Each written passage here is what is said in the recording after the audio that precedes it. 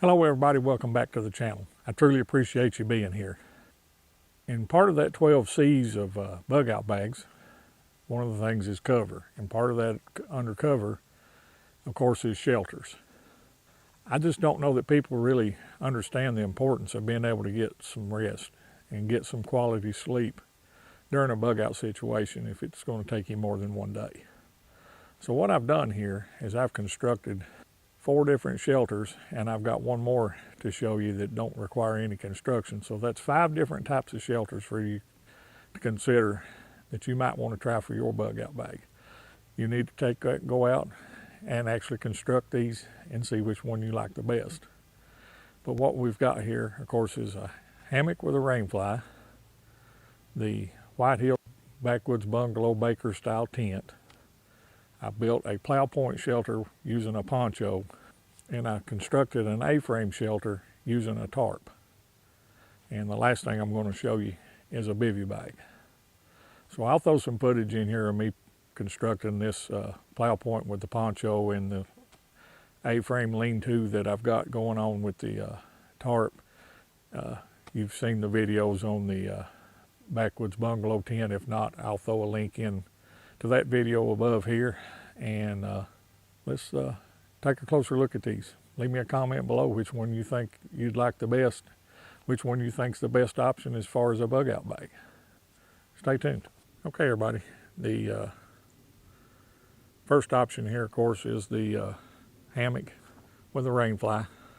I really liked sleeping in this hammock last night, and the issue I have with it as far as bug out is the bulk and the weight. By the time you add in the hammock and the rain fly and an underquilt and put all that together, you're looking at anywhere from probably more than 2.5 pounds, probably closer to 5.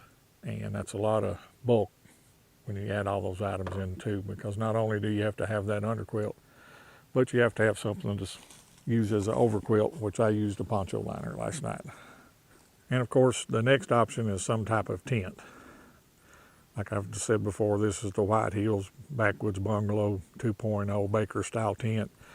I'll throw a picture in here of it set up with the awning out, but I think you'll see that in another video. I really like this little tent.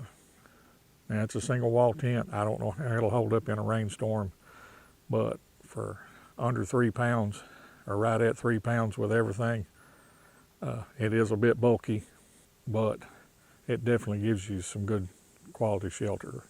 Now, the next item here, of course, is the plow point shelter using a poncho. It's probably the lightest weight option. They're easy to construct, but you don't have as much room. However, it would probably get you out of the weather, and I'm sure you could lower this down some more to give you some more protection as far as that is. And of course, the next option is a tarp shelter. And this is one that I throw it up right quick just to give you the general idea. But you have a lot more room. It would protect you from the rain. You're looking at about 2.5 to 3 pounds probably with everything to go with it to set it up. And it's not as bulky as the tent, so you've got more room in your pack. And then the last thing I wanted to show you, and as far as being the simplest, is the good old bivy sack. This is part of the military sleep system. It will protect you from the rain. It's not really all that bulky by itself. This, along with the jungle bag, which snaps inside it, rolled up together, is just a little bit bigger than a couple of poncho liners. That may be actually the best option as far as a bug out situation, because it's going to give you some protection from the rain if it is raining, and you've still got your poncho available to you to use as rain gear. Now, that's the other thing with any of these shelters other than the hammock, and that's something you got to take into consideration. You've got to have something to sleep under and on. So an air mattress or a tarp or something to get you some thermal protection from the ground. And then you're going to need a poncho liner or a lightweight sleeping bag or whatever to use with that, or to use with that Baker style tent. So, you know, that's the other thing with the hammock system.